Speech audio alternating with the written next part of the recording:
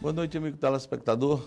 Estamos aqui no ar, mais uma vez, para bater um bom papo com algumas pessoas que vão fazer algumas observações importantes para a sociedade. E nós vamos começar o papo de hoje com o pastor Lamarck e também com Osmar Nilo, que é diretor da Federação de Judô do Acre.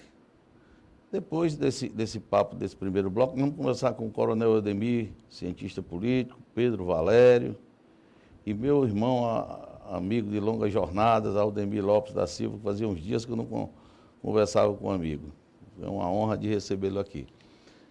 E vamos bater um bom papo. Agora, na sexta-feira, nós participamos da eleição da Federação de Judô do Estado do Acre, uma federação que já tem um legado de trabalho e muito mais numa confraternização, porque eu não vi nenhum tipo de discordância lá, eu tive do começo ao final da eleição, achei muito bonito a eleição, a fala de todos, e convidei o pastor Lamarck e o Nilo para vir, o Osmar Nilo, para que conversassem sobre o futuro da federação, como é que eles estão pensando, sabe? Pastor Lamarck, seja muito bem-vindo, Nilo, seja muito bem-vindo, é uma honra recebê-los aqui, e conversar sobre esporte aqui, para mim, é sempre uma alegria. Muito obrigado, Alex, para nós é uma alegria também estar aqui no seu programa, né? Estamos aí nessa missão agora de carregar a Federação de Judô do Estado do Acre, junto com a diretoria, né? O sensei Leonardo Calide, o Nilo, e outros companheiros da chapa que foi eleita, né? Nilo, e você? Boa noite. Boa noite. É realmente uma alegria estar aqui falando sobre o judô mais uma vez. Alex, agradeço pelo convite. Passamos por um momento muito importante nessa eleição de sexta-feira. A consagração de um trabalho do CCI Delfino. Foram 29 anos à frente da federação, conduzindo todas as atividades do esporte, do judô no estado do Acre. E em toda essa trajetória ele formou diversos campeões. Temos todo um legado de trabalho do CCI Delfino. E nessa sexta-feira conseguimos, numa chapa única, unir vários atores do judô no estado do Acre. E por aclamação decidimos que o Lamarck será o presidente da federação e irá conduzir todos esses trabalhos nos próximos anos. Acredito que temos muitos desafios e hoje a gente não consegue ainda falar em cronograma, que a eleição foi na sexta-feira, mas a gente consegue falar em desafios e temos muitos desafios. O principal deles, acredito que seja reestruturar todos os trabalhos da federação, identificar possíveis patrocinadores do nosso esporte no estado do Acre e conduzir algumas competições que levem os nossos atletas a selecionar os melhores, levem a nossa federação a selecionar os melhores atletas que possam participar e representar o nosso estado a nível nacional, nas competições de brasileiro, todas as competições nacionais de judô, sempre contando com a colaboração do Estado, com a colaboração dos entes privados, que possam nos ajudar a conduzir essa missão de levar nossos atletas a competir em nível nacional representando o nosso Estado. Pastor, qual é a função principal da federação hoje para o esporte do Acre? As federações, de um modo geral, né, elas trabalham fomentando a modalidade dentro das associações. As associações são as academias locais que estão nos bairros, que estão né, com seus professores ali ensinando o judô. Então, a federação ela vai organizar as competições, vai organizar as graduações de faixas mais elevadas, porque existe todo um critério para ser elevado a uma faixa preta, né? Então, a federação também trabalha para que o padrão não caia, né? O nível não caia ali dos faixas pretas, porque serão os futuros professores, e fomentar a modalidade ali onde ela está inserida.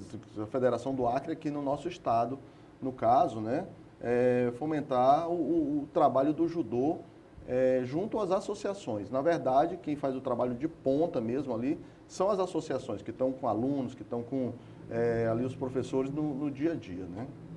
Mas, por exemplo, para sair uma equipe de profissionais daqui do estado do Acre, de atletas, tem que passar a ser encaminhado pela federação? Sim, o judô é um esporte muito organizado. Então, as federações elas têm um papel preponderante para a CBJ, que é a Confederação Brasileira de Judô. Então, nós temos uma hierarquia, CBJ, federações estaduais e associações, né? Então, para que a gente tenha uma equipe de judô funcionando, a federação ela está nesse meio ali fazendo o papel de levantar. Onde que a gente descobre os talentos? Nas associações, né? Traz para as competições e nas competições a gente ali forma equipes para eventos nacionais, né? Dentro dos eventos estaduais a gente faz uma seletiva para os eventos estaduais, nacionais, aliás. Então, há uma organização muito grande. Então, a CBJ, ela que fomenta o judô no Brasil, ela não faz trabalhos paralelos, né? Você fazer um judô fora do sistema federativo não tem isso. valor, né? Não está vinculado, no caso. E, pastor, o telespectador que está nos assistindo, eles estão lá se perguntando, e o que tem um pastor com uma federação, com o judô no estado do Acre? Então, mas você, desde criança que... Isso. Eu treino no judô desde os 11 anos de idade, né? Então, eu sou da primeira geração ali, de quando o Sensei Delfino chegou aqui. E a minha história no judô, ela inicia antes mesmo da minha história de fé e caminhada religiosa, né? Que se deu depois. Inclusive, durante um período da minha vida, eu parei de treinar judô porque eu fui estudar teologia. Então, são coisas que são coincidências, vamos dizer assim, mas a relação judô e pastor, ela não tem muito a ver, né? São coisas, acontecimentos que ocorreram na minha vida que acabou culminando para eu ser um pastor e para eu ser um praticante de judô, chegar à presidência da federação. Interessante também que quem convive assim com pessoas que têm essa formação desde menino, desde rapaz, da adolescência, no judô, a maneira com que se fala. Eu converso sempre com o médico, Romeu Delírio. Sim. Romeu Delírio, e ele sempre fala lá de vocês. E converso com algumas pessoas que passaram ali pelo Sensei Delfino, desde criança. O deputado Eduardo Ribeiro, às vezes, como a gente conversa, fala muito de esporte. Então, fica marcado, quer dizer, muito antes de você ter aptidão para ser pastor, para definir sobre essa... E ele antes de ter aptidão para ser médico. Para ser médico, Isso é importante. Eu tenho uma história com o Dr. Romeu Delilo, que a gente foi de ônibus para o Rio de Janeiro para uma atividade de judô lá, isso em 1993. E a gente ali, na jornada de ônibus, né, indo, fomos com dinheiro. E o dinheiro acabou. E voltamos de ônibus sem dinheiro, tendo que comer, tendo que, né, no caminho da viagem. Então, a gente comprava um pão e ficava beliscando aquele pão no decorrer da viagem de volta e conseguimos chegar, né? E a gente, quando se encontra, a gente só lembra desse evento, né, dessa viagem que a gente foi para treinar judô. Passamos 2 semanas na sede da CBJ, na época, só em treinamentos, né? E me diga uma coisa, quais são as atividades? Tem algum calendário para esse ano? Então, a priori, nós vamos sentar com a diretoria e organizar o calendário, não só desse ano, mas já tentar organizar um calendário 2024-2025, para nós fazermos essa fomentação da modalidade, né? Nós queremos levar o judô às escolas, como apresentação, levar o judô às escolas também como projeto social, para que a gente possa, então, ter um número maior de atletas. Porque o judô, a gente precisa dar continuidade ao que já foi feito. Então, para isso, a gente precisa trazer novos atletas, trazer o pessoal aí das escolas, aquela garotada que às vezes não tem uma oportunidade, né? A gente, como hoje já acontece, o Sensei Delfino tem um projeto social numa escola, a gente vai fomentar esse trabalho, mas ainda não temos calendário. Vamos estruturar, né, todo o nosso calendário de atividades para 2024, 2025. Olha, pastor, eu aqui em nome da TV Rio Branco, eu digo em nome da TV Rio Branco porque tanto a dona Célia, a Patrícia, como o Narciso Mendes, eles são pessoas que ao longo da vida deles sempre incentivaram o esporte aqui no estado do Acre. Então, em nome da TV Rio Branco, aqui do programa X da Questão, do meu amigo Muniz, do Márcio Nunes aí. Estamos aqui abertos para divulgar os eventos quando tiver. As portas aqui vão estar sempre abertas para divulgar o judô no estado do Acre, o trabalho de vocês. E dizer também que conta com a gente, viu, nessa parceria aí, nessa caminhada, porque a causa é nobre, a causa é uma causa muito nobre. A mudança que você faz na vida de um adolescente que começa no judô, você percebe claramente aí no decorrer da vida de cada um. Você não vê uma pessoa que começou no judô, que participou, que teve ali atividade, que não seja uma pessoa que tenha uma índole correta, um pensamento bacana, uma coisa boa para a humanidade. Perfeito. Fique à vontade aí para se despedir, para dizer alguma coisa mais aí para a sociedade e conte conosco. Tá bom. Eu quero deixar aqui uma mensagem para os pais, principalmente. Coloque o seu filho numa modalidade esportiva como o judô. O judô é uma modalidade educativa, é uma modalidade inclusiva. Nós temos hoje faixa preta, por exemplo, com síndrome de Down no país. Por quê? Porque há uma inclusão, há um trabalho de aceitabilidade dessas pessoas. Nós temos o judô paralímpico também. Então, o judô é um esporte que vai disciplinar o seu filho, vai colocá-lo ali para ele entender a questão de ordem, de educação, de disciplina.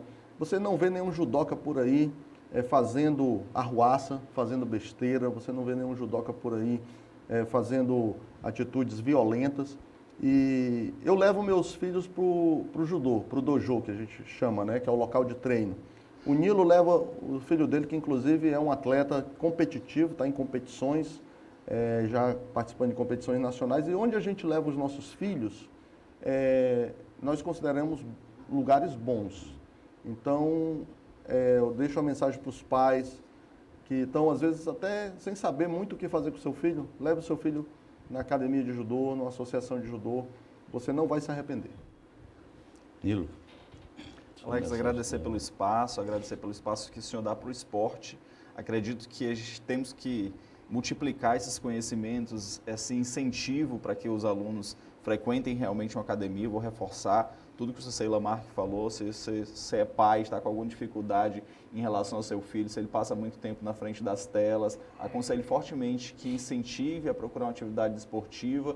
E o judô é uma atividade que vai ensinar conceitos de ética, conceitos de respeito para o seu filho. Estar no tatame é estar respeitando uma hierarquia, estar aprendendo a como conviver na sociedade. Então, eu aconselho fortemente, procure uma academia de judô, procure um esporte para o seu filho, para que ele possa estar nesse mundo convivendo com essas pessoas. Mas também queria aproveitar o espaço para agradecer ao Sensei Lamarck, agradecer ao Sensei Delfino por todo esse trabalho realizado. Tenho que informar também que eu estou aqui hoje representando o Sensei Khalid, que é o vice-presidente da federação. Acredito que todo esse trabalho do Sensei Delfino, muitas vezes com abdicação da sua vida pessoal, dos seus desafios pessoais, para se dedicar ao judô, acabou gerando todo esse momento que a gente está vivendo aqui hoje. E vamos dar aí uma vida nova para o judô no Acre, vamos renovar esse trabalho realizado ao longo de 29 anos de existência da Federação de Judô do Estado do Acre. Eu espero que todos esses desafios que foram colocados aqui na mesa possam ser trabalhados e se tornem realidade nos próximos anos. Agradeço muito pelo espaço, Alex. Obrigado. Meu irmão Delfino, está aqui aberto os espaços aqui para o amigo, na hora que quiser vir divulgar seu trabalho, que é um trabalho muito bonito hoje que você está fazendo. E falar do judô no estado do Acre, falar de esporte no estado do Acre, sem conversar com você, é a gente fazer um péssimo negócio de bate-papo. Você está sempre aí reconhecido pelos amigos, reconhecido pelos seus alunos aí, pelos seus... Aqui o espaço está aberto. Um abraço para o amigo, parabéns pelo trabalho que fez e a missão continua aqui agora com a nova diretoria, com o pastor Lamarck, e você com certeza ali como consultor, como prestando atenção e ajudando no dia a dia. Alex, desculpa só interromper, deixa claro que o Sensei Delfino fez um trabalho muito bom. Ele formou vice-campeão brasileiro, formou campeão da Copa Rio, trouxe medalhas nacionais para o Acre. O trabalho dele não foi em vão. Se existe judô no Acre, foi por causa dele, da dedicação, do trabalho, do empenho. Então, o Sensei Delfino, para nós, no judô, ele como se fosse um pai. Ninguém que está no judô acreano deixou de passar pela mão dele. Ele formou todas as pessoas. Então nós temos uma gratidão enorme pela vida dele e o judô jamais deixará de acontecer no Acre sem passar por esse nome na história, chamado Delfino Batista, né? Então nós só estamos dando continuidade. Essa é a história de um homem, a história de um homem que fez algo na sua caminhada, tá? Isso ninguém para. Peço um intervalo aí e já voltamos para continuar um bate-papo com 3 cientistas políticos do estado do Acre que conhecem a história, conhecem o dia a dia, conhecem a dificuldade do povo e conhecem também a classe política. Já voltamos.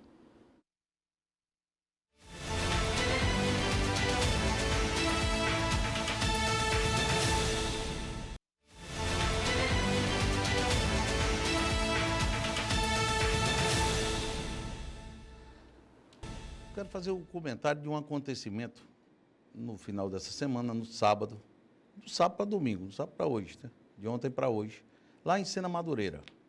Às 21 horas, o prefeito foi citado por um oficial de justiça com a decisão numa ação civil pública pedido pelo Ministério Público para suspender um show de uma banda de 2 cantores, Carlos e Jader.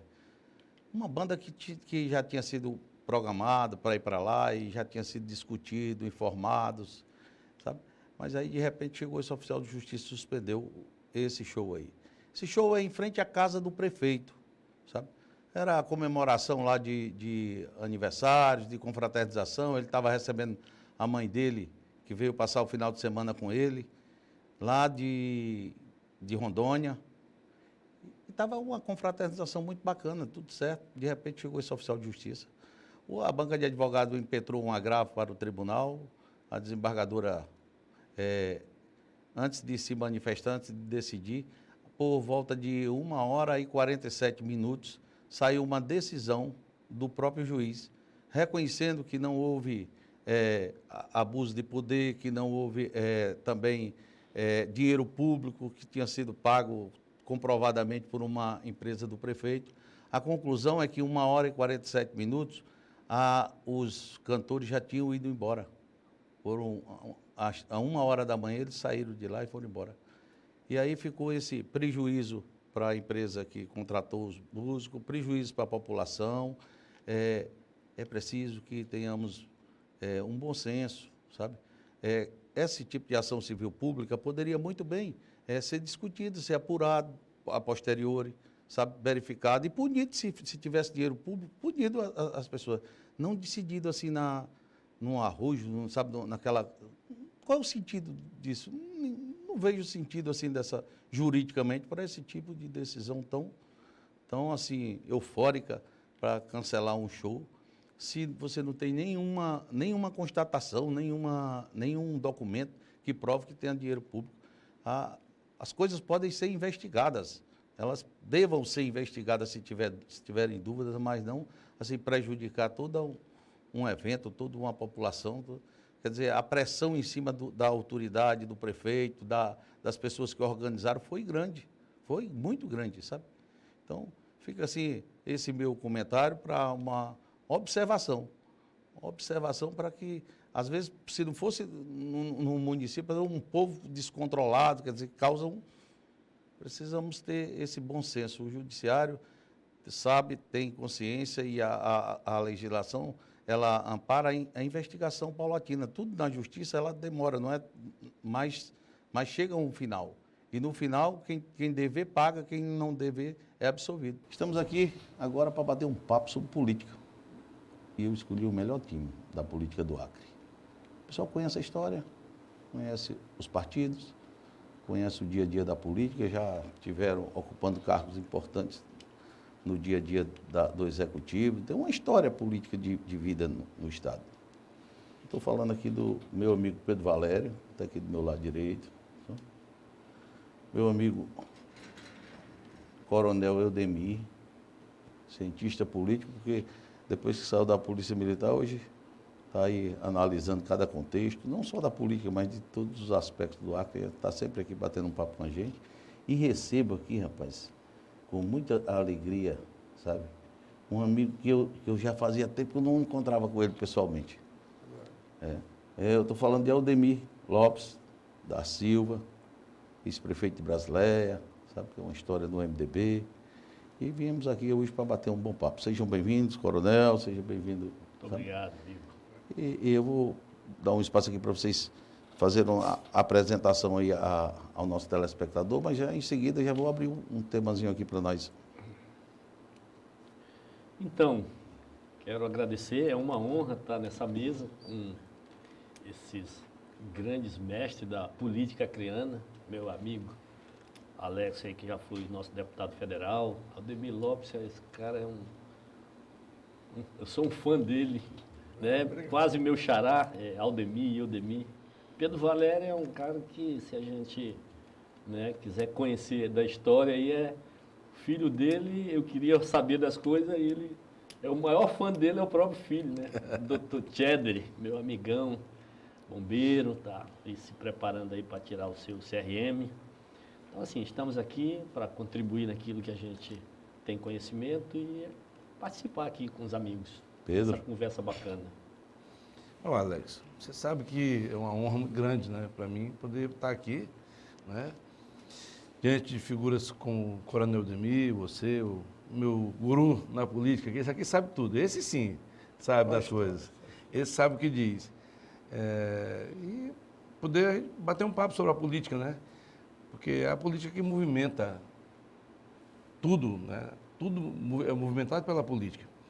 É como dizia o Bertold Brecht, né, que a pessoa que o pior analfabeto é o político, porque ele não entende que tudo na vida dele é definido pela política. Então, é muito bom sempre conversar sobre política. Aldemir, Prazer, Alex. seja bem-vindo, Bom meu revê-lo, amigo, é uma amigo. honra. Aqui só tem autarquia, né? Começa pelo apresentador, uma autarquia política, né, coronel? Sim. Então é também um prazer muito grande estar aqui, bater esse papo, salutar. Como é bom falar de política, viu? Hoje é o meu trabalho é falar de política, sabe? Bater papo. Estou lá no MDB, todos os dias estamos por lá, conversando, por telefone, conversando com os amigos também. Só não tinha conversado com você ainda, mas que bom revê-lo, estar aqui é um prazer meu. É verdade que Flaviano todo dia vai para lá? Todos nós vamos todo dia. Todos os dias. Né? Uns mais cedo, outros mais tarde, uns saem mais cedo, outros mais tarde.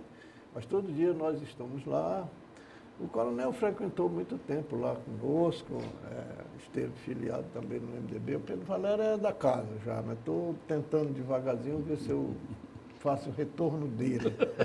Mas está meio complicado, meio difícil. Mas o Flaviano todo dia está lá. A nossa executiva, de um modo geral, a nossa executiva, Alex, é formada pelo Flaviano, que é presidente, o Wagner é o vice, o Taniso é o segundo vice, o Macapá é o terceiro vice, eu sou o secretário, o João Corrêa é secretário, o Adalberto é o tesoureiro, o Sérgio é o vice-tesoureiro e por aí vai. Então, essas pessoas, nós estamos todo dia no diretório.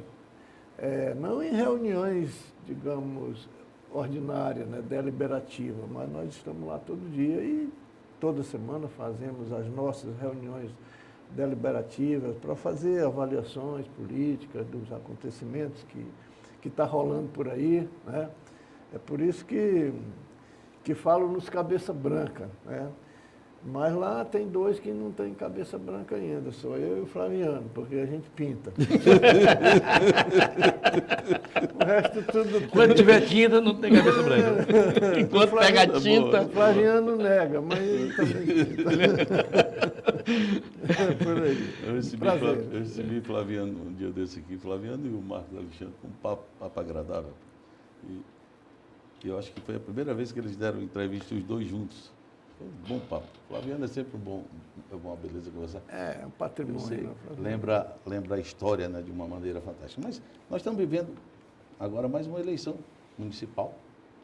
Aqui em Rio Branco, eu acho que a disputa, por mais que tenha mais candidato, mas vai ser entre o candidato do MDB e o candidato a prefeito, que já é prefeito de Rio Branco, a reeleição, João Bocalão. Essa eleição, eu vou conversar aqui com o coronel. ela vai ser polarizada entre bolsonaristas e não bolsonaristas? Coronel. A política brasileira está polarizada, né? Realmente são dois grupos bem distintos e muitos falam que a política nacional ela não interfere na local. Mas, de alguma forma, as pessoas tomam decisões, né, assim. Uns mais e outros menos. E o Acre ele tem uma característica, hoje, de ser bolsonarista. Só que, em contrapartida, quando ele não era bolsonarista, que era o lulismo, né, que no ponto de vista teórico se chama de lulopetismo, o presidente nunca elegia o governo. O eleitor ele tem uma habilidade de ter essa leitura. Ele vota num tipo se segura nos dois, ele consegue andar nesses dois viés. Então ele não é tão apaixonado assim como às vezes as pessoas pensam. A gente viu que no governo do Jorge, né, o qual participei, o Jorge virou um mito nessa cidade, nesse estado, mas tinha dificuldade nessas situações. Flaviano, de repente, veio ali no primeiro governo, diziam que ele estava morando nos Estados Unidos, viajando e tudo, e quando ele veio para prefeito na cabeça de um projeto que estava totalmente consolidado. Então, o eleitor, ele é muito inteligente, nosso eleitor acreano, né? E ele sabe fazer leitura política muito bem. E aí, assim, essa polarização realmente existe, quando nós temos outros candidatos, como o Jarud, é um bom nome, né? Mas, infelizmente, as estruturas que estão postas, elas puxam muito e deixa realmente bem desidratada uma terceira via aí, né? Tem que ter muita habilidade para poder tentar fazer algo e o Acre não tem essas características de ter uma terceira via assim que se deu bem. Nós não temos esse histórico. Sempre quem não participou dos lados assim, sempre teve dificuldade de avançar. Então é o que eu vejo. Pedro Alé. Olha, Alex, eu concordo praticamente em tudo que o coronel falou. Eu entendo que o eleitor aqui de Rio Branco é um eleitor muito politizado.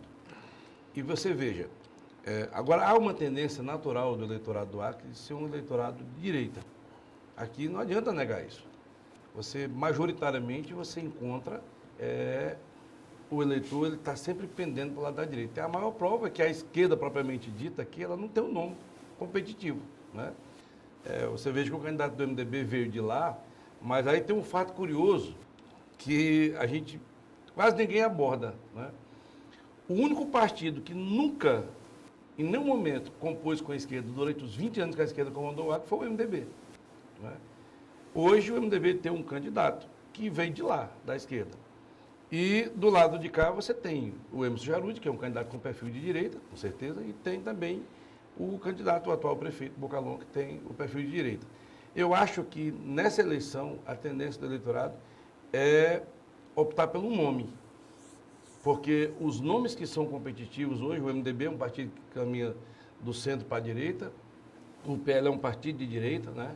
E o Novo também é um partido de direita. Então, eu acredito que o eleitorado vai permear, vai concentrar nessas três candidaturas aí. E vamos ver durante a campanha o que acontece, porque a gente já viu muita campanha no Acre que o cara começa lá na frente como favorito e no meio da campanha dá uma tropeçada e fica para trás.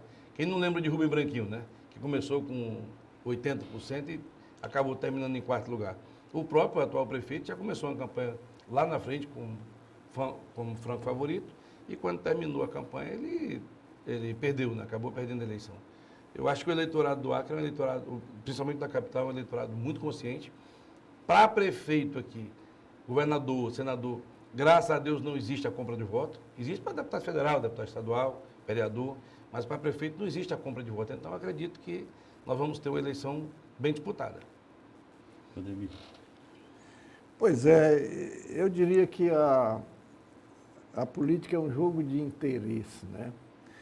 E em função dessa polarização nacional, há um grande interesse de algumas forças políticas de quererem polarizar as eleições nos estados, nos municípios, sobretudo, entre esquerda e direita, né? Mas eu concordo com o Pedro, eu acho que, no nosso caso aqui de Rio Branco, e nós temos exemplo, o povo não está preocupado com quem é esquerda e nem com quem é direita. Se nós formos verificar, Pedro, você vai ver o seguinte, o Lula nunca ganhou no Acre. O PT Se passou Deus aí, quiser, nunca vai ganhar. nunca ganhou no Acre, mas o PT passou 20 anos no poder no Acre. Então, eu penso que a eleição não vai ser decidida em função disso, quem é direita e quem é esquerda. Na realidade, há esse interesse de quem está lá mais para a direita de tentar caracterizar a nossa candidatura, no caso do Marcos, como uma candidatura de esquerda. Na realidade, não tem nada disso. O perfil do Marcos Alexandre não é de esquerda. Eu costumo dizer que há uma diferença entre você estar e ser. O Marcos Alexandre estava lá na esquerda, estava lá no PT. Ele veio ser MDB, porque esse é o perfil dele, tá certo? Ele veio para o centro, ele escolheu, no meu ponto de vista, um partido certo para ele disputar as eleições, porque esse é o perfil dele. Eu digo para vocês que, inicialmente, eu tinha minhas dúvidas. Eu não conhecia o Marcos Alexandre. Mas, a partir do momento em que eu passei a conhecê-lo, eu vi que ele realmente é um quadro de centro. Ele não tem nada a ver com esquerda nem com direita, né? O MDB, por seu lado, sempre detestou extremismo, radicalismo. O MDB lutou contra a ditadura. O MDB no Acre foi adversário do PT como 20 anos. Ninguém, essa nossa executiva que eu falei, ninguém jamais saiu do MDB para se filiar em outro partido. Nós estamos lá porque nós sempre fomos filiados no MDB. Então não tem isso. Agora, o interesse é esse, porque imagino que com isso o eleitor vai mudar, né, o seu voto, mas o eleitor não está preocupado com isso não. O eleitor está preocupado com emprego, com renda, com a moradia, com os buracos na rua, com a saúde, com a educação, o que é melhor para ele. Eu penso que é por aí. Eu vou chamar um intervalo, já volto para o segundo bloco. E vou deixar aqui no segundo bloco já a pergunta, quando retornar eu faço de novo. Mas eu quero ouvir vocês da seguinte forma. O Marcos Alexandre é uma pessoa que tem uma história de administração boa no estado do Acre. Tem uma boa lembrança. Nós somos testemunhas disso porque é um cara que acordava cedo, trabalhava muito, estava nas frentes. O atual prefeito, e aí eu vou falar sobre o que eu vejo, sobre o que eu... Não sobre é uma pessoa que tem trabalhado muito. Tá? Tem trabalhado. E com muito recurso próprio. Tem demonstrado seus recursos. E tem feito um volume de trabalho muito grande. Vai ser uma eleição muito disputada. Quando o Marcos Alexandre saiu da prefeitura, e esse é o ponto, saiu da prefeitura, saiu com um índice muito grande para disputar uma eleição. Perdeu a eleição. Hoje ele ainda tem uma boa lembrança? Tem. Essa lembrança é parecida com aquela lá de trás? É um momento diferente? O trabalho que o prefeito está fazendo e aí é o tópico que eu vou colocar. O que tem as qualidades de tem, por exemplo, na prefeitura de Rio Branco hoje, o que eu sempre converso e escuto é o seguinte, não tem escândalo, não tem denúncia. O próprio Vaz, quando eu fui para lá bater um papo com o Vaz, colocou dessa forma. É um prefeito honesto. É um prefeito honesto. É tido como um prefeito honesto. Então, eu quero ouvir vocês sobre esses aspectos que eu estou colocando. Já voltamos.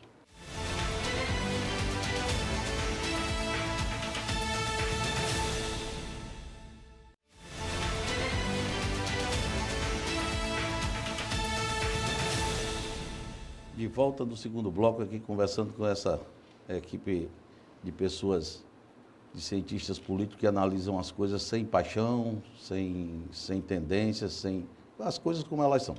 E eu agora comecei no primeiro bloco aqui com o Coronel Odemir, agora eu vou começar com o Odemir Lopes.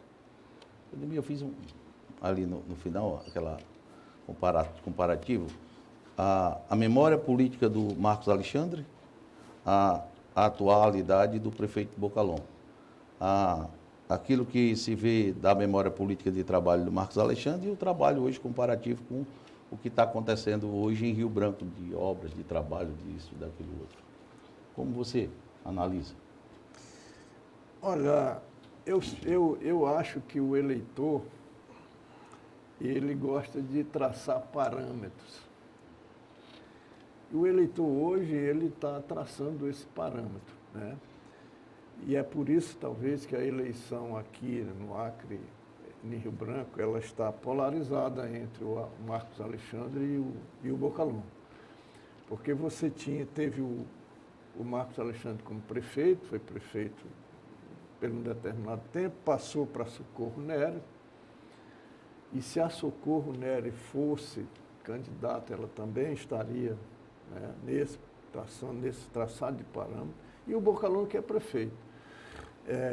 Então o eleitor, ele olha as candidaturas. O Jarude, a gente pode dizer que seria em relação ao prefeito atual, e o Marcos uma aventura, algo novo, que não dá segurança para o eleitor, né?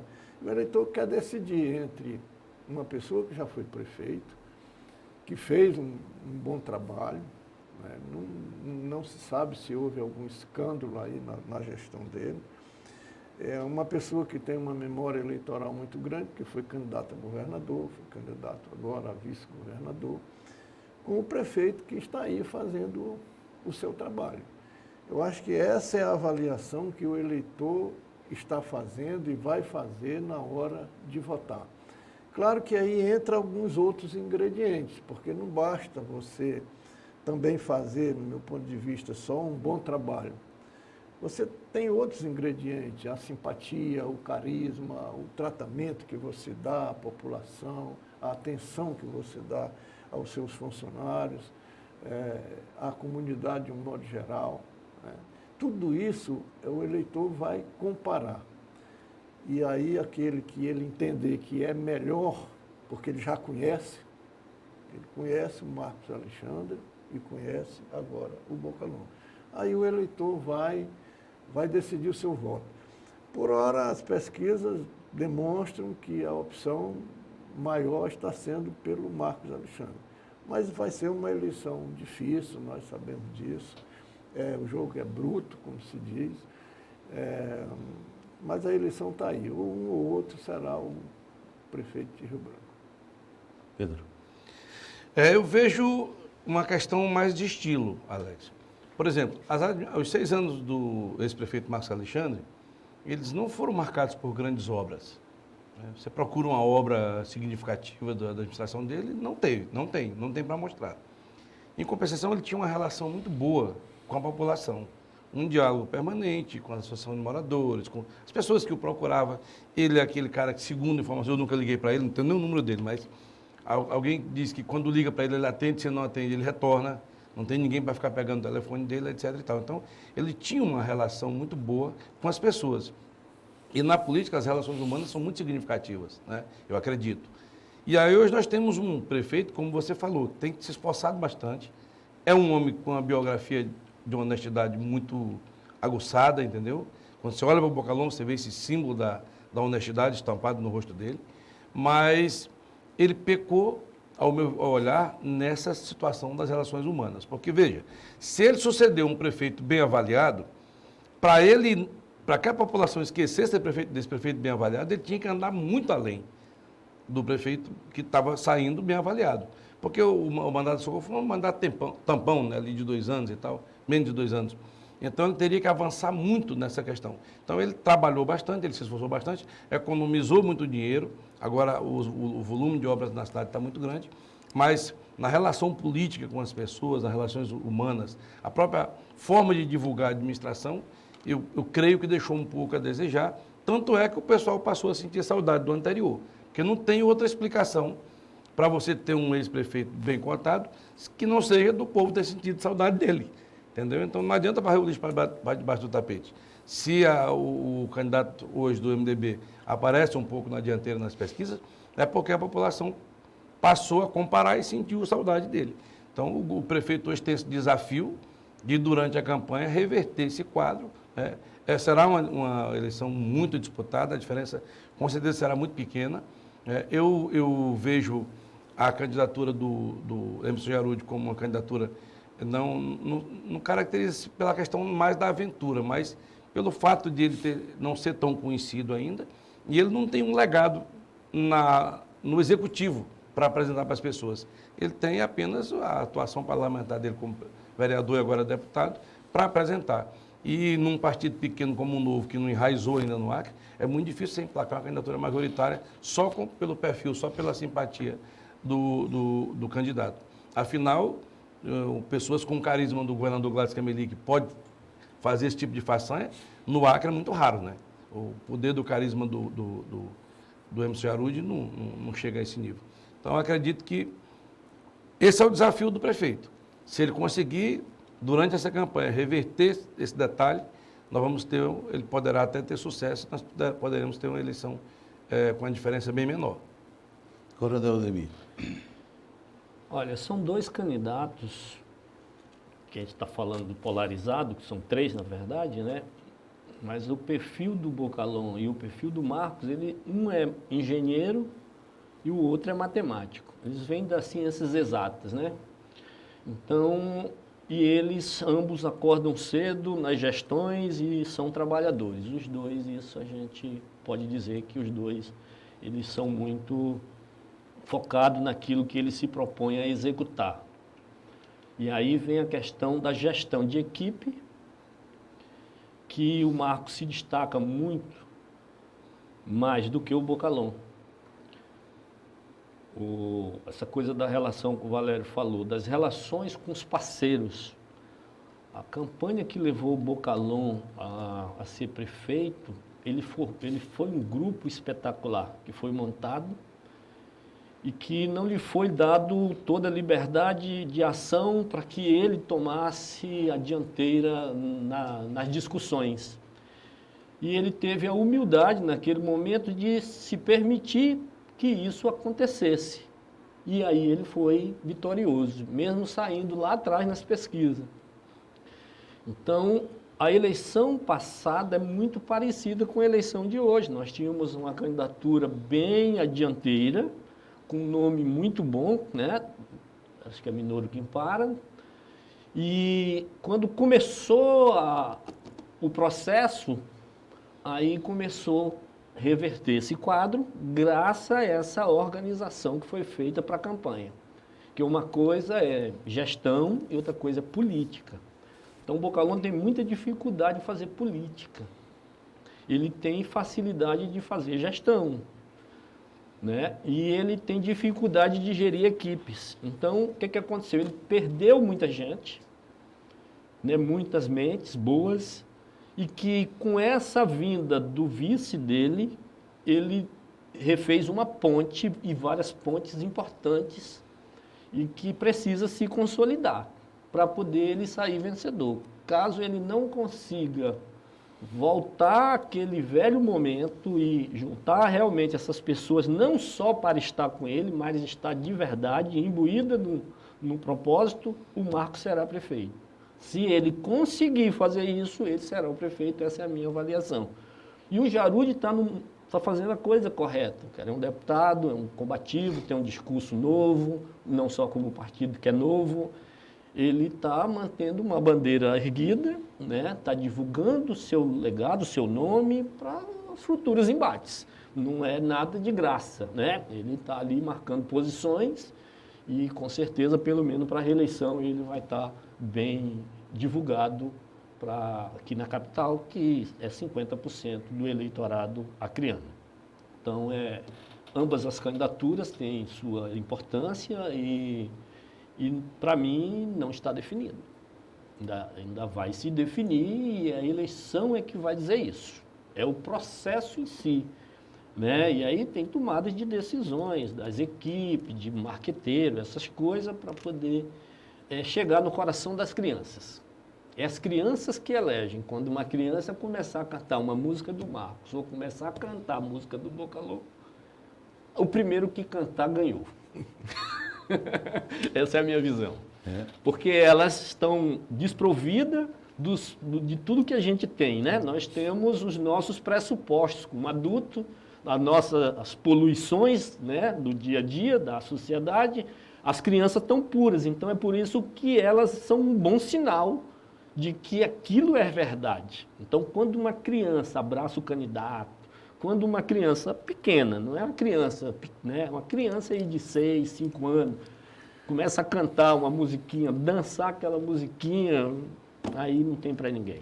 Ela é um grande marco e não tem pesquisa melhor para você avaliar o resultado de uma eleição. Eu quero pedir ao Márcio Tunes para a gente retornar aí para o próximo domingo.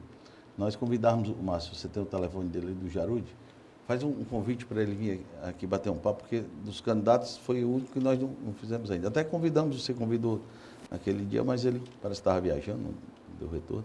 Mas no próximo domingo, eu também quero deixar uma pauta aqui para o mês de agosto, Aldemir, Pedro e Coronel. Para no comecinho de agosto, nós reunirmos de novo aqui para a gente fazer uma outra avaliação desse dia, porque, rapaz, uma avaliação dessa é tão importante para o telespectador, sabia? É uma avaliação sem paixão, sem amor, é uma coisa que a gente traz, assim, um bate-papo que a gente traz sobre a realidade do dia a dia nosso, dos partidos. Mas eu vou chamar um intervalo. Antes do intervalo, estamos aqui falando de Rio Branco, mas nós temos uma outra eleição polarizadíssima, que é lá em Cruzeiro do Sul. É o Wagner e o MDB de lá, e a turma do Wagner, com relação contra o governador e o atual prefeito. Nós temos em Sena Madureira também uma outra eleição polarizadíssima, que é também o grupo do governo, com o deputado Gerardo Diniz, contra a administração do prefeito Mazinho e o candidato do Mazinho. E o resto do estado, eu acho que os 3 municípios mais polêmicos vão ser esses 3, que faz uma diferença muito grande em qualquer eleição aqui no estado do Acre. Eu vou chamar o intervalo e já voltamos.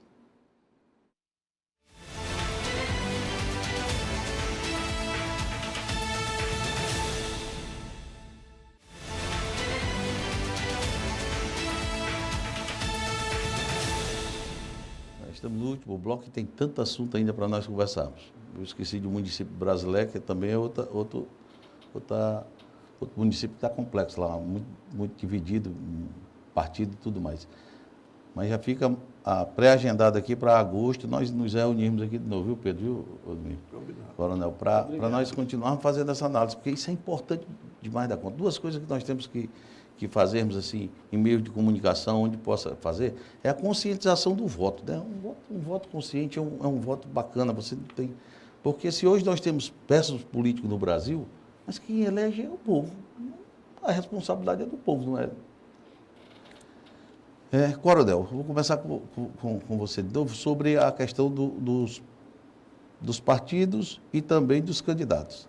Lá em Cruzeiro do Sul e Sena Madureira, Rio Branco, Brasileia, vou fazer uma análise assim, rápida, dentro daqueles 3 minutos que nós pautamos, porque nós já estamos no último bloco. Eu vejo realmente Cruzeiro do Sul uma disputa muito acirrada, talvez é uma das mais que eu vejo, né, porque tem um grupo muito forte do prefeito, que ganhou a eleição passada. O prefeito era o 4º colocado nas pesquisas e se tornou candidato e ganhou as eleições. Foi uma aposta nova, um professor, era muito ligado à esquerda na época e veio para o PP.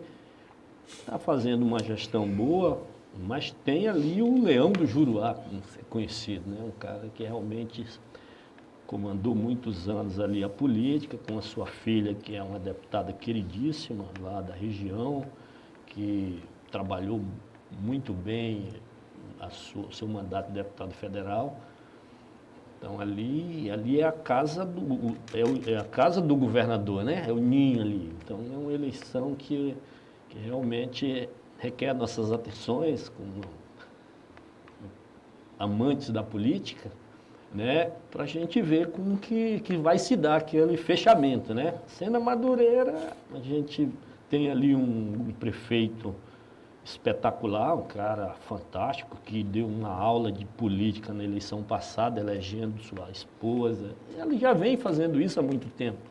O Mazinho é um cara que sabe cativar uma amizade, que sabe cativar o povo, mas também pega um grupo fortíssimo, né, do Gerli ali, que vem aí com o partido do governo e tudo, com o governo que fez um trabalho grande para o município, que é aquela ponte, né, uma ponte que desde 97 eu já, como coordenador de Defesa Civil, já apontei no meu relatório da importância, porque tem uma comunidade ali que nem tinha água, uma série de coisas, e ela veio realmente fazer essa grande ligação da comunidade de Sena Madureira, né? Mas ali é uma disputa bonita que está sendo jogado e que quem tem ganhado, Alex, ali muito é a comunidade de Sena Madureira.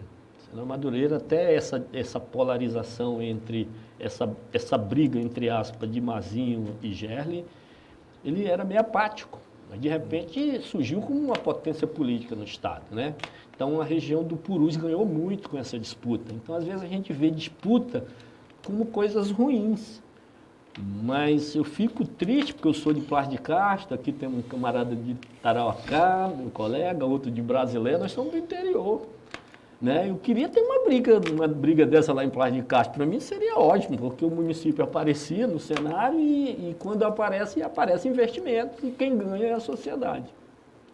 Então é assim, que eu vejo Brasileia, realmente eu vejo como também muito disputado, porque tem uma prefeita que tem um perfil parecido com o do Marcos, antigamente chamava até que era o Marco de Saia, um trabalho espetacular que tem feito, mesmo com todas as tragédias que Brasileia tem passado. Ela sempre se renova e tem uma ex-prefeita que teve uma excelente gestão, está à frente nas pesquisas e está parecido com o Rio Branco. Vai depender do processo eleitoral, né? Vamos ver aí a prefeita como ela vai fazer substituto, né? Quem dá exemplo de fazer substituto é Mazinho, né, que conseguiu estar elegendo muita gente. Então, assim, essa é a minha visão da política, do momento. Né? Tarauacá tem lá o Damasceno, esse camarada está muito bem destacado, está uma briga grande para descobrir lá o seu vice. Talvez a maior disputa não é nem para ser o prefeito, é para ser o vice, porque realmente ele veio também, acho que ele era do PT, ou era do PCdoB, do time da esquerda, e aí agora ele vem com o time da direita. Então, quando acontece esses fatores, que aparentemente a gente não divide direita de esquerda, mas ela bagunça a mente do eleitor. Você tem Camilo Plas de Castro, que era do time da esquerda, e de repente ele vem para o PP, do time da direita. Então, o que era tua oposição vira tua situação, isso na cabeça do eleitor fica uma confusão grande, né? E finda que muitas das vezes isso favorece quem faz essas permutas, porque quem eu estava lá eram meus amigos e eu vim para cá juntar-se com meus inimigos, junta essas duas forças e às vezes dá um resultado positivo, às vezes. Então essa é a minha avaliação desse momento. Bem, começando lá pelo Juruá, né, eu creio que lá em Cruzeiro do Sul tem uma situação bem atípica, porque o nome Jéssica Salles, ela transcende o leonismo do Juruá. Ela tem luz própria, ela vai muito além do pai. Eu disputei ativamente a eleição passada lá, o nosso candidato liderava a pesquisa, que o candidato do PSL, que era o Sargento Adonis, no meio daqueles leões lá, nós conseguimos fazer uma campanha linda e viemos perder a liderança da campanha na reta final. Mas ali, naquele momento, a gente já sabia que se a candidata fosse a Jéssica, o jogo era outro, né? Então, eu acredito que essa questão da doença dela, que ela sofreu, o fato de ter vencido o câncer, torna ela uma candidata muito forte. Ela é tão forte que o governador fez questão de sair daqui num evento no Florestão, se não me engano, para ir para lá para o lançamento da candidatura do Zequinha, porque ele sabe que lá, com certeza, é onde ele terá o maior desafio de reverter esse quadro. Eu quero chamar a atenção para a minha cidade, Tarauacá. Porque lá tem um cenário interessante. Realmente o Rodrigo é líder, é favorito, né? Tem uma boa memória, mas lá tem um dragão oculto, que é a candidatura do Vando Torquato, que ele está lutando na justiça para se viabilizar como candidato. E todo mundo é voz corrente em Tarauacá, que se ele reverter essa inegibilidade dele, ele entra como favorito na campanha. Então, a saber, né? Vamos ver o que a justiça decide. Até agora a justiça tem mantido a negativa da elegibilidade dele. Mas se houver uma reversão, lá em Brasília, alguma coisa parecida, o quadro em Tarauacá tende a se complicar bastante. Em Brasileia, eu até conversava em off com o Aldemir, ele disse que a candidatura da Leila lá desponta aí com 60%, né? A candidata da atual prefeita Fernando Nascente tem 10%. Eu não vejo como uma tarefa fácil reverter um quadro desse, né? Já em Sena Madureira, eu acho que o favoritismo do grupo do governo lá é maior, em que pese todo o prestígio, né, toda a forma contundente de fazer política do deputado Mazinho Serafim, mas ele já está no segundo mandato, vem um desgaste natural, né, de 8 anos à frente do poder, e ele tem, inclusive, facilidade de arrumar contenda com pessoas daqui e dali, e se o candidato Gélio continuar juntando direitinho esse pessoal que é contra o Mazinho, nesse plebiscito, quem é contra, quem é a favor do Mazinho, eu acho que em Sena Madureira é onde o candidato do governo tem mais facilidade de ganhar. É no quarto município hoje, que é Sena Madureira, já que o terceiro hoje passou a ser Tarauacá. E eu só queria voltar para Rio Branco aqui rapidinho, Alex, fazer um pequeno comentário sobre uma ponte que eu acabei acabei esquecendo de falar. Realmente essa ponte que o prefeito Bocalon criou agora por último, com a vinda do Alisson para ser o vice dele e trazendo o governo consigo, na minha opinião singela, era a única forma que ele tinha de entrar no cenário de vitória, era com essa aliança. Ele não tinha outra forma. Sem essa aliança, ele não tinha como chegar a uma vitória. Eu não vejo nenhuma possibilidade. Na hora que ele traz o Alisson, que é um cara que não tem aresta com ninguém, que é um perfil inatacável, entendeu? Um cara conciliador, amigo de todo mundo e tal, e traz com ele o apoio do governo, ele voltou a ter uma condição de disputar a eleição com um cenário de vitória, sim. Eu esqueci de fazer esse adendo e você lembrou muito bem. Então, esse é o cenário. Agora, veja, o bom de tudo isso, para finalizar, Alex, é que pela primeira vez nós vamos ver uma eleição no Acre, onde as disputas dos grandes municípios vai ser ferrenha. Ninguém nunca tinha visto isso, né? Sempre é uma situação de consolidação e tal, mas dessa vez, quando você pega dos 6 municípios mais importantes, o único que tem uma reeleição tranquila, assim, que ninguém vê ameaça ao candidato que está no poder, é em Senador Guiomar, que é o 6º município, né? Porque em Rio Branco tem disputa ferrenha, Cruzeiro tem disputa ferrenha, Tarauacá tem disputa ferrenha, Sena Madureira tem disputa ferrenha, Brasileia tem disputa ferrenha, dos 6 municípios mais importantes, só Senador Guiomar parece ter uma situação mais consolidada com o atual prefeito da Rosana, né? Minha avaliação vai para a disputa também. Vamos para frente. Com você. Veja bem, todo mundo está de olho em 2026. Com certeza. Essa que é a grande realidade. Nós não vivemos essa eleição, estamos vivendo a de 2026. Eu acho que a grande disputa ela vai se dar entre o poder e a perspectiva de poder para 2026. Perfeito. Correto? Então, veja bem, quem está no poder hoje é o PP, é o governo Gladys. Quem tem, em tese, as maiores perspectivas de poder é o MDB. Porque o MDB está disputando uma eleição da capital, maior colégio eleitoral, com chance de ganhar.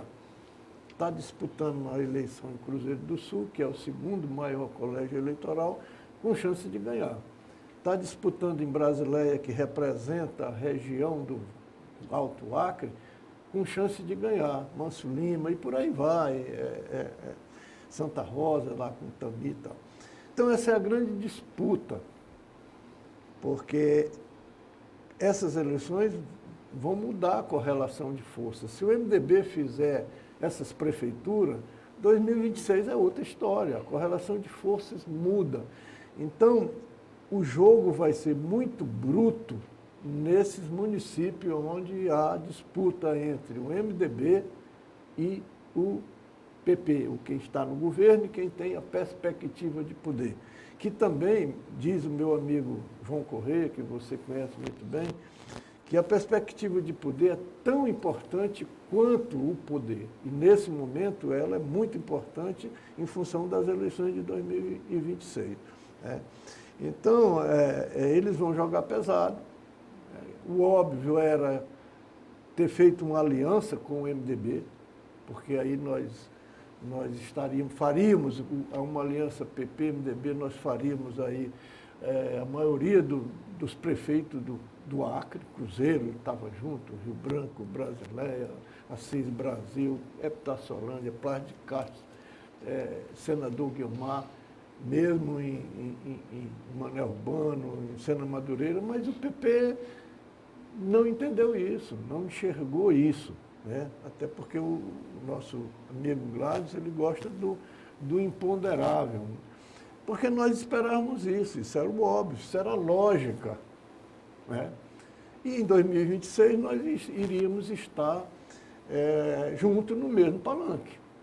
Né? Essa é a grande questão. Eles nos jogaram fora desse palanque. Porque veja bem, Alex, aí eu quero puxar um assunto aqui do seguinte, eles querem caracterizar o nosso candidato, o nosso projeto, como um projeto de esquerda. Ora, nós conversamos com Alan Rick, nós conversamos com o Márcio Bittar, nós conversamos com o governo do Estado, com o PP, com todos os outros partidos de direita. Aí a grande pergunta é, se nós estivéssemos hoje aliados com o PP, nós iríamos estar, em 2026, num palanque do PP. Esse palanque do PP vai ser de esquerda, de direita ou de centro? Se nós estivéssemos hoje fazendo uma aliança com a União Brasil, que é um partido de direita, e o Alan Rick é dito candidato ao governador do Estado. Ora, para o Alan Rick nos apoiar, nós iríamos ter que assumir um compromisso de que em 2026 ele iria ser o nosso candidato a governador. E o Marcos ia fazer isso, porque o Marcos tem que é um homem que cumpre os seus compromissos. O MDB é um partido que sempre cumpriu os seus compromissos. Então nós iríamos apoiar o Alan Rick para governador. Bom, o palanque do Alan Rick em 2026 vai ser de esquerda ou de direita? Então, eu acho que é uma inversão de entendimento quando eles querem, porque querem colocar essa questão de que o MDB é de esquerda. Na realidade, é o seguinte, a gente sabe, a gente pensa, que ninguém quer o MDB, porque o MDB representa essa perspectiva de poder nesse momento, desculpa, nesse momento, porque tem bons candidatos em vários municípios importantes do Acre, no caso de Rio Branco, Cruzeiro, Brasileia, Manso Lima, por aí e tal. Então, parece que está todo mundo preocupado com isso, né? E nós estamos aí na luta, é difícil, nós sabemos. Eu trago muito, faço muita analogia do futebol para a política. Uma das coisas que o futebol mostra para a gente é que ninguém pode subestimar o adversário. Nós não subestimamos nenhum adversário, tá certo? Porque sabemos que é difícil. O jogo vai ser bruto, nós não estamos no poder, nós estamos lutando contra dois poderes. Nesses três casos, Brasileia, Rio Branco e Cruzeiro do Sul, a aliança é do PP com os prefeitos, nós não temos nada. Então, nós sabemos que é difícil, mas vamos à luta. E, se Deus quiser, a gente chega lá. Olha, estamos chegando aqui ao final do programa O X da Questão. E, nesse momento, nós abordamos as candidaturas postas nesses municípios, aqui em alguns municípios do estado do Acre. Em agosto, depois do dia terminar as convenções aí, Júlio, a gente vai bater um papo aí, nós vamos falar sobre os vícios, sobre o partido, sobre essas questões todas que abrangem, vamos falar sobre apoio de governo, mas nesse primeiro momento desse debate de hoje, eu acho que o mais importante é essa análise de cada um, uma análise mais compreensiva, racional, sabe? Eu vejo o programa hoje como um programa que trouxe a você, telespectador, uma clareza no entendimento aí do que acontece. Eu vou só deixar uma questão aqui colocada. Nós falamos aí muito do PT, dos 20 anos do PT, e eu entrevistei o governador, o ex-governador e senador da República, e atual presidente da Apex, Jorge Viana, aqui no programa. E quando eu entrevistei, ele começou a conversar e ele falou assim, rapaz, começou a falar sobre o estado do Acre, ele se empolgou com relação a obras, a tudo que ele fez e foi descrevendo. E no final eu fiz uma pergunta. Eu disse, governador, ex-governador, senador, e o que o senhor atribui? Tudo isso que o senhor fez, o Acre quase tudo, e vocês não têm hoje um vereador, um deputado estadual, um deputado federal, um senador da República. O que você atribui a isso? Então você vê que o Estado, o eleitor do Acre é diferente, passa 20 anos com o sistema, mas depois, quer dizer, dá um basta assim de uma forma. E com relação às candidaturas aqui de Rio Branco, por exemplo, eu não vejo muito assim, da maneira que você colocou, dizendo assim, o pessoal quer caracterizar o MDB como um partido de esquerda. Quando a gente conversa na rua, as pessoas falam ainda, Jorge Viana e Marcos Alexandre. Jorge Viana não é MDB, entendeu? Eles ainda vinculam muito o Jorge com...